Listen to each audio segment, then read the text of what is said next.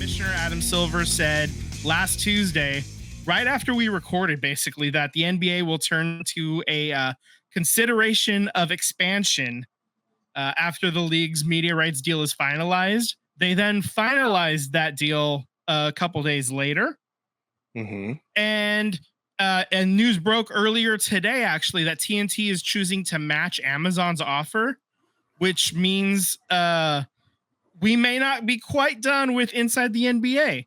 That being said, though, TNT having the right to match doesn't necessarily mean that they're going to keep it. It means that they've matched Amazon's offer, and then the NBA will have to decide at that point.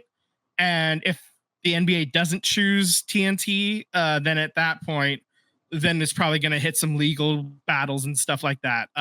This is the last time this kind of thing's going to happen, though, because all of the contracts going forward don't have this clause anymore in it about the right to match. So ABC, ESPN, NBC, and Amazon, if Amazon keeps it, or TNT if they end up stealing it from Amazon, they're not going to have this opportunity 11 years from now when they're renegotiating it. So, what do you think about this? Well, let's start down the ledger here. I wanted to ask you about this expansion, Okay. consideration of expansion. Yeah. Where in, maybe we don't have to say cities, but more or less states Oh, or I countries. already got the cities. Oh, I already okay. got the cities. What are It's the going to be cities? Seattle. They're going to Okay, write that wrong, good. and then probably Las Vegas, Okay, so I'm and then assuming. you would move Memphis over to the east. Okay, so I think then the Memphis is the West would get. furthest. In the Western Conference, I believe Memphis is the team that is furthest east.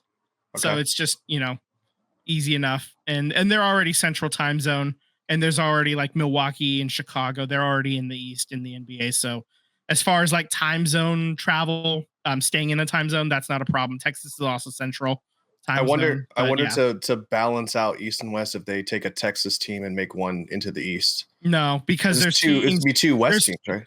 well, no, well, it'll be two West teams. So if you add two West teams, that would be 17 and 15. You then only need to move one team over Oh, to not make two. it Okay. 16 and 16. That's part of the math that people are talking about online that they keep getting wrong. You only need to move one team from west to east to overcorrect for getting Seattle and Las Vegas in. Okay. Okay. Well, I unfortunately I as much as Vegas is the hot commodity for everything sports related, Mhm. a little fortunate. I kind of thought that maybe Canada might get a second team up there, and we might see a Yeah, Vancouver. I'm sure that it's on the to-do list eventually. You want to hear a fun fact?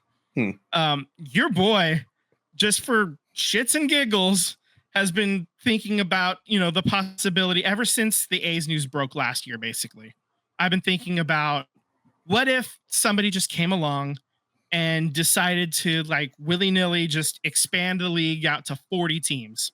You know, like where Okay. would you put all those expansion cities to make up for that? And so Las Vegas and Seattle for the NBA happened to be the first one, but I also threw in cities like Kansas City and St. Louis, and Vancouver would get their team back. San Diego's a big enough market, that only has one team in it. I think they could get one there.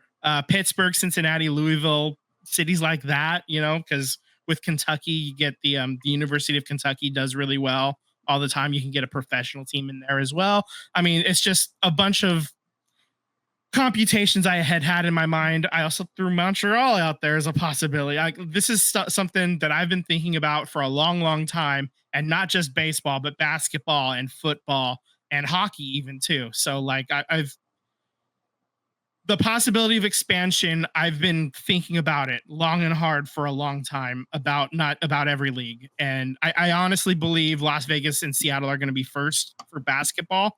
And then after that, who knows, but I do believe that they will get another team in Canada. You want to probably get one in the West, so that way travel is a little bit even. So Yeah. everybody has to go internationally.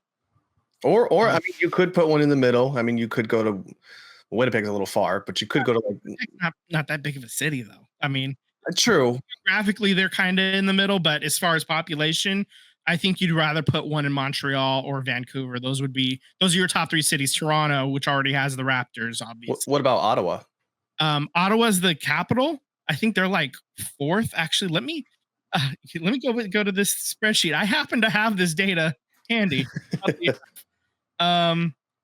Yeah. So Ottawa has almost 1.5 million in it. Okay. So they're okay. They're, as far as like Canadian cities, you're looking at Toronto is number one, obviously by a mile. They got like 6.2 million in there.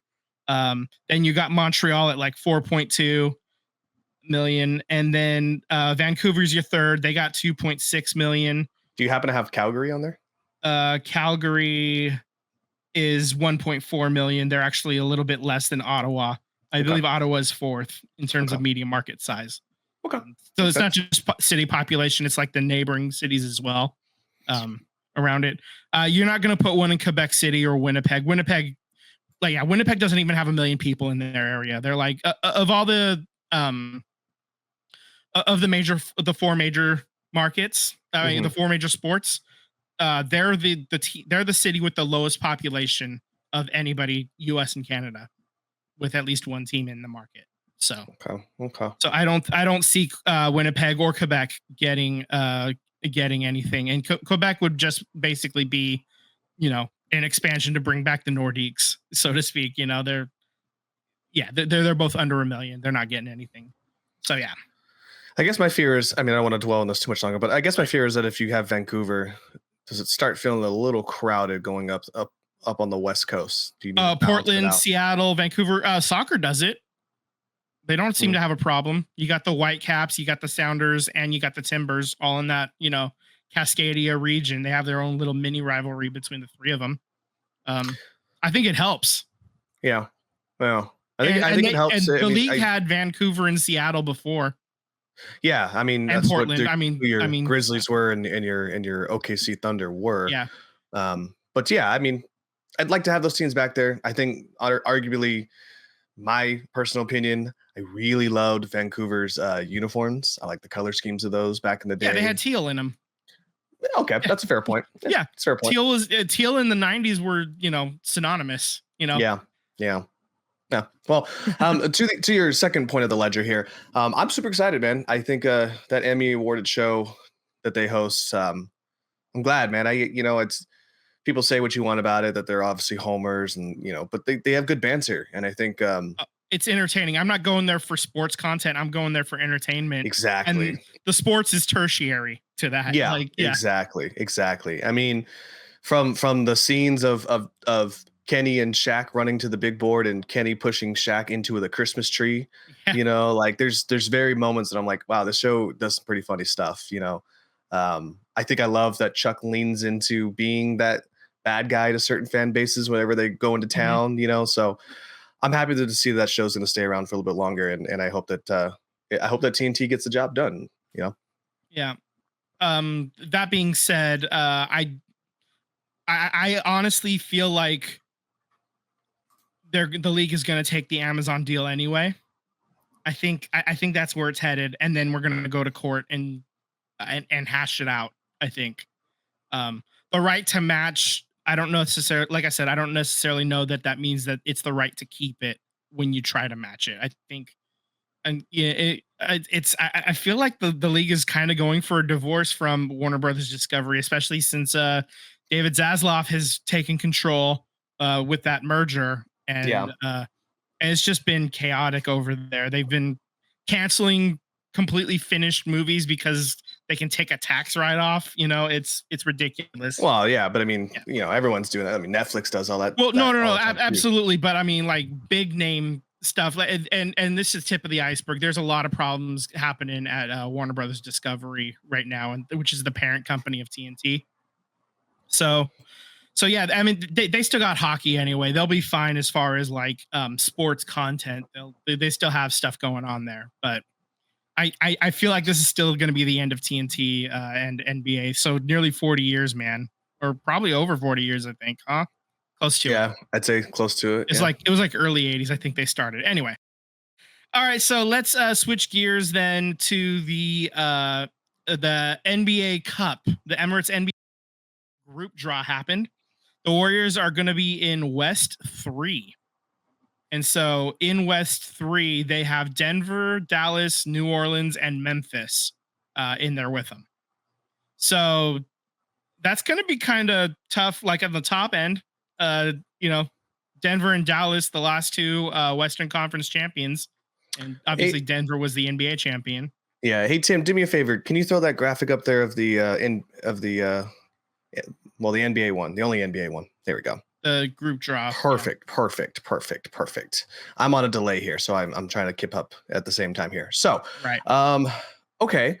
God, that Clippers new logo is not great. I don't love that at all. It looks like a target. It like it looks like like a sniper rifle target, man. It's dumb. I don't like it. I don't like that at all. I do love the pool. Do I love the pool? Oh gosh, because it's the top 2 teams out of each pool. If I remember that correctly, I think so. Maybe I don't like this pool. I mean, obviously, no. I think it's just the top 1 and then like one other team. Yeah. Dallas and Denver. Even that far. Yeah. Dallas and Denver is a tough match here. I think New Orleans is probably on the decline. They're getting closer to a rebuild than they are being more competitive. Obviously Memphis that's going to be a question mark because what condition is that team going to be in? I mean, half the team was hurt all last season. So, I don't know, man. I think Denver's starting to realize, their owner was really advocating on this whole structure system to not keep, the Warriors, we'll call it what it is, keep the Warriors as a powerhouse team. And now they're starting to get burned by their own, self-righteousness of wanting to break up what was the Warriors. So maybe Denver's on the decline here because they can't keep their players anymore. They can't afford them. So, I like my bracket. I think the toughest bracket, they're actually all pretty even. I'd say the toughest bracket is probably pretty well distributed. Yeah. I don't know. Lakers is going to be always fun. By the way, Anthony Davis looks amazing in the Olympics. I know we'll get to it, but Lakers are going to look great. OKC is going to look great. San Antonio is probably going to look a lot better this year. I would say maybe the West B is probably your hardest bracket out of all of them. Yeah, the Jazz are dog shit. The Lakers and Spurs are probably going to be mid, but capable of beating anybody, but probably not beating, Yeah, and then obviously you got the top end, the top tier, the OKC and Phoenix. There, that's going to be real tough in the West. As far as the East goes, so East A is Knicks, Orlando Magic, 76ers. That's pretty stacked top end. That's a pretty Brooklyn and Charlotte on the bottom. East A is tough. That's a tough one. Yeah, East A, don't count out Magic. Don't count out the 76ers. The Knicks retooled. Yeah, that's a tough one. That's a tough bracket. Yeah. East C looks.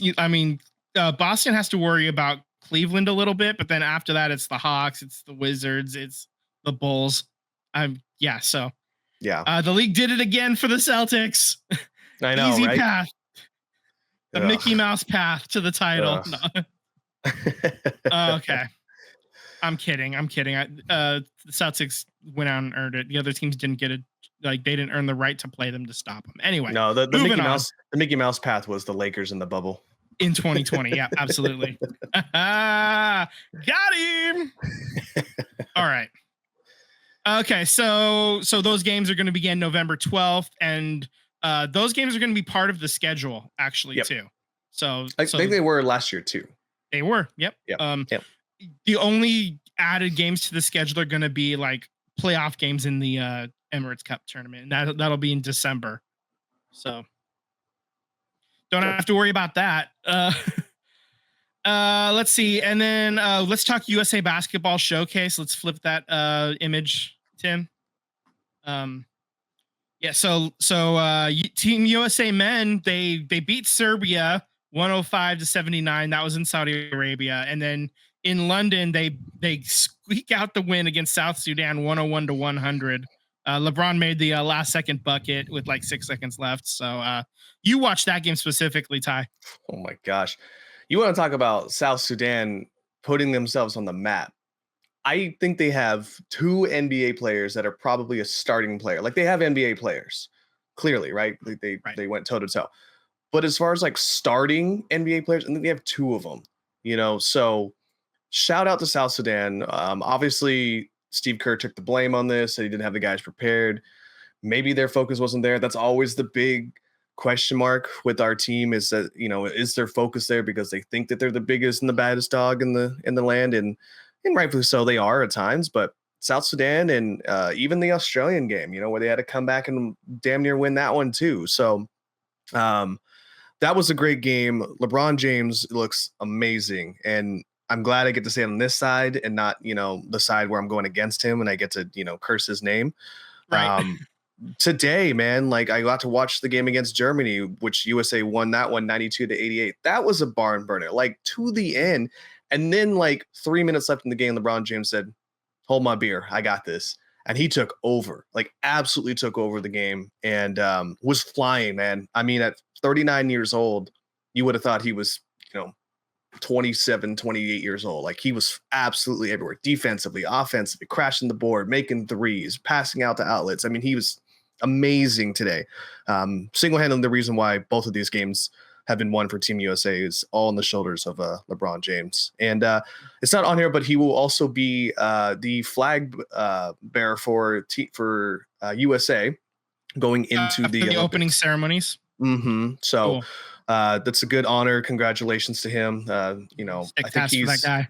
Yeah, I want to say he's the third basketball player, but I think he's the first male basketball player for Team USA to do it. I think that's the case because Rossi did it for the women's. I think there was another guy. Yeah. And I want to say LeBron is probably the first, but I knew he's a third in basketball player to do it. I don't think he's the first for Team USA to do it. But anyways, near there or that.